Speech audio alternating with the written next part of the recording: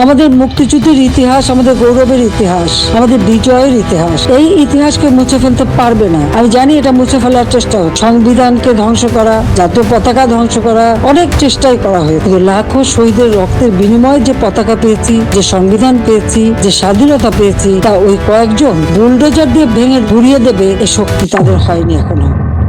বাংলাদেশের ঢাকায় শেখ মুজিবুর রহমানের স্মৃতি বিজড়িত 32 নম্বর ধানমন্ডির বাড়ি ভেঙে গুড়িয়ে দেওয়ার কাজ চলছে বৃহস্পতিবার সকাল থেকে।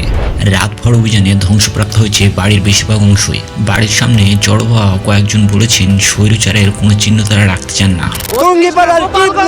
টুঙ্গিপাড়ার কিবলা আমরা ঘুরিয়ে দিব ইনশাআল্লাহ। আওয়ামী লীগের যারা প্রতিষ্ঠা করতে চায় তাদেরকে আমরা হুঁশিয়ারি বার্তা দিতে চাই, এই বাংলাদেশে আওয়ামী লীগের বিরুদ্ধে আমরা সবাই এক।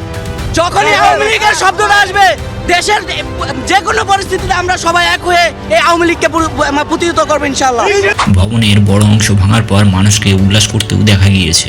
বুধবার বাংলাদেশিদের উদ্দেশ্যে ভার্চুয়ালি ভাষণ দেন সেদেশের প্রাক্তন প্রধানমন্ত্রী শেখ হাসিনা। তার ভাষণ সম্প্রসারণের কথা আগেই ঘোষণা করেছিল আওয়ামী লীগ ও ছাত্রলীগ। তা নিয়ে হাসিনা বিরোধীদের ক্ষোভও পুঞ্জীভূত হচ্ছিল। বুধবার হাসিনার ভাষণ শুরুর আগেই সেই রোষ গিয়ে পড়ে 32 নম্বর ধানমন্ডির বাড়িতে।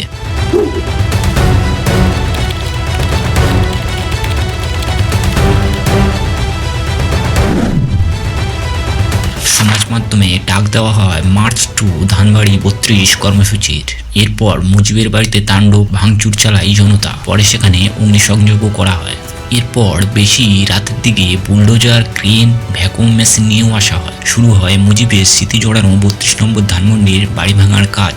বাংলাদেশের সংবাদ মাধ্যম প্রথম আলোর প্রতিবেদন অনুযায়ী বুধবার রাত প্রায় 11টা নাগাদ ধানমন্ডিতে মুজিবের বাড়ির সামনে একটি ক্রেন এবং একটি এক্সকাভেটর এনে বাড়ি ভাঙা শুরু করা হয়। রাত 12টা নাগাদ ভবনটির একটি অংশ ভেঙে গুড়িয়ে দেওয়া হয়। বৃহস্পতিবার সকালে বাড়ির বাকি অংশ ভেঙে ফেলার কাজও শুরু হয়েছে। হাসিনার ভার্চুয়াল বক্তৃতার কথা সমাজ মাধ্যমে প্রচারিত হওয়ার পরেই বুধবার বিকেলে ধানমন্ডির 32 নম্বরের বাড়িটি গুড়িয়ে দেওয়া আর হুঁশিয়ারি দিয়ে ফেসবুকে একাধিক পোস্ট করেন ইনকিলাব মঞ্চের আহ্বায়ক, জাতীয় নাগরিক কমিটির সদস্য শরীফ ওসমান হাদি। সন্ধ্যা 7টার পর বৈষম্য বিরোধী ছাত্র আন্দোলনের আহ্বায়ক হাসনাত আবদুল্লাহ এক ফেসবুক পোস্টে বলেন, আজ বুধবার রাতে বাংলাদেশ ফ্যাসিবাদের তীর্থভূমি মুক্ত হবে। রাত গোড়াতেই বুলডোজারে নিয়ে শুরু হয়ে যায় বাংলাদেশের মুক্তিযুদ্ধে প্রাণপুরুষের স্মৃতি বিজড়িত ধ্বংসের কাজ।